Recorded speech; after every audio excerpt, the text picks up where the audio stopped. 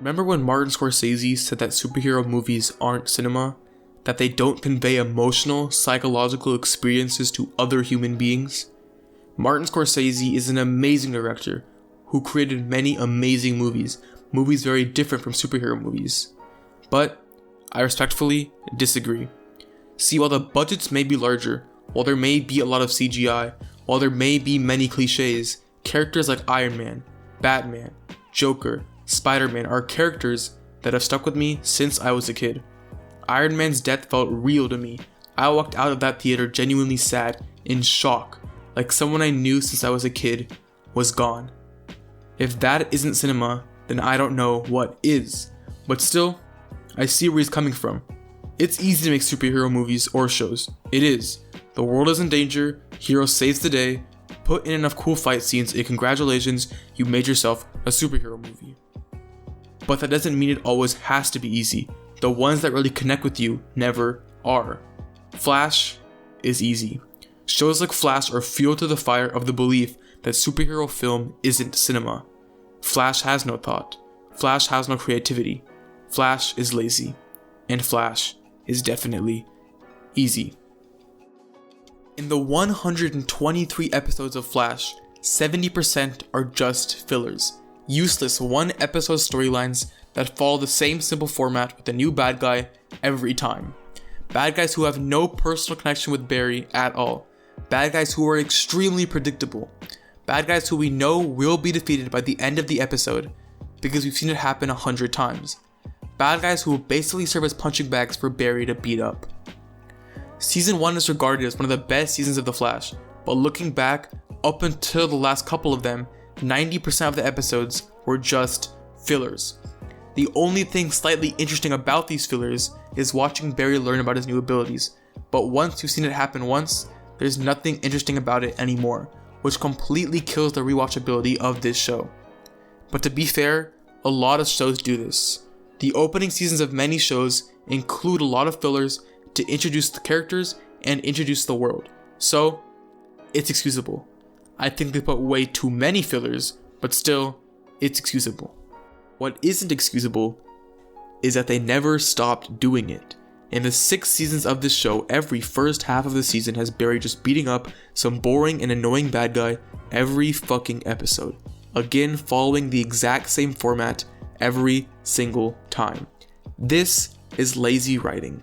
It's easy to copy and paste the same format for every filler episode and just put some new bad guy in. This show feels like it's been given up on a long time ago, and now it just pumps out low effort bullshit because they know their audience won't complain because they're numb to it after seeing it for 6 straight seasons, and I'm talking from experience. Every episode is written like a sitcom. Every episode has its own singular conflict, and that conflict is always solved by the end of the episode. Let me give you an example. In Season 5, Episode 11, titled Seeing Red, Nora is stabbed with this lightning dagger thing and is paralyzed.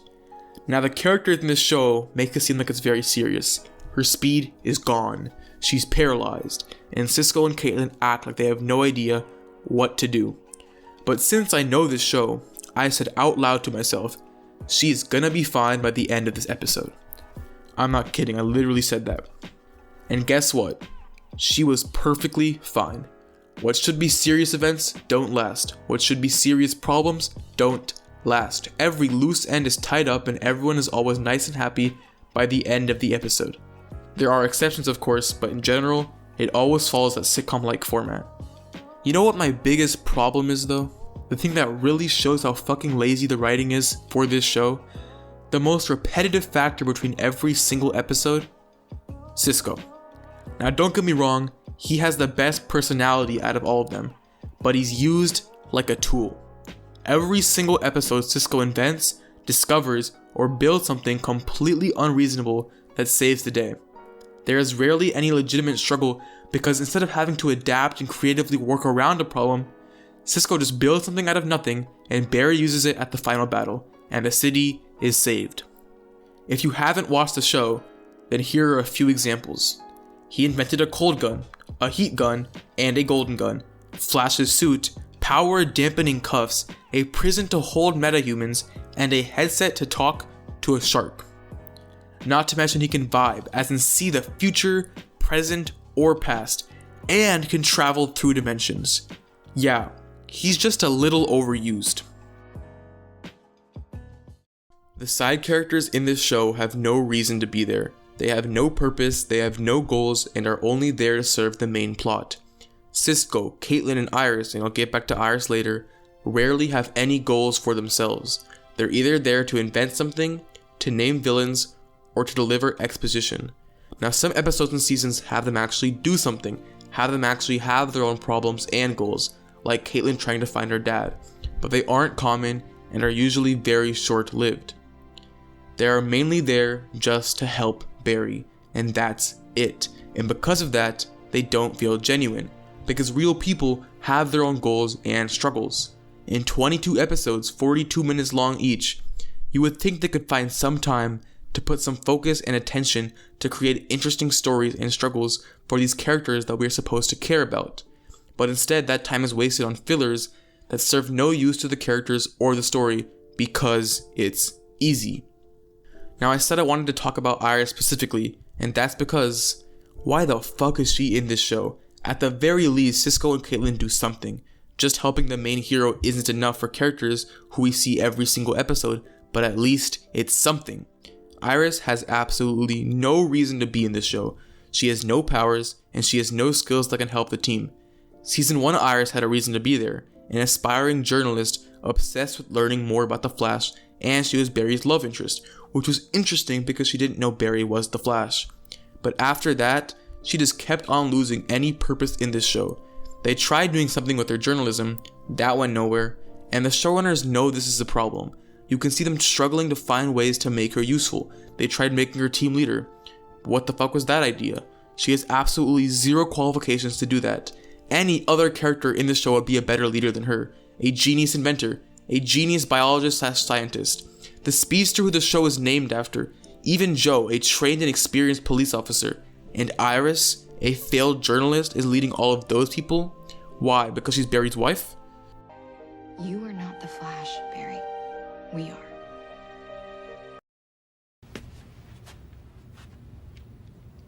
No, God! No, God, please, no! No! Alright, I do think there's one character who they did a great job with. Harry Wells. From the beginning of season 2, when Harry was introduced, to the end, he had his own and separate goals of saving his daughter. He had problems with that goal when he had to betray the friends he had made. They took time to develop an interesting relationship between him and Cisco, a relationship we cared about, and he had an interesting personality that was a nice break from all the happiness and positivity that went on with the rest of the characters. Harry was the best character on the show. See, I'm ready to give credit where credit is deserved. Dialogue is a major problem with the show throughout every season. The dialogue in the show is super cheesy, but that isn't always a bad thing. Look at Tobey Maguire's Spider-Man.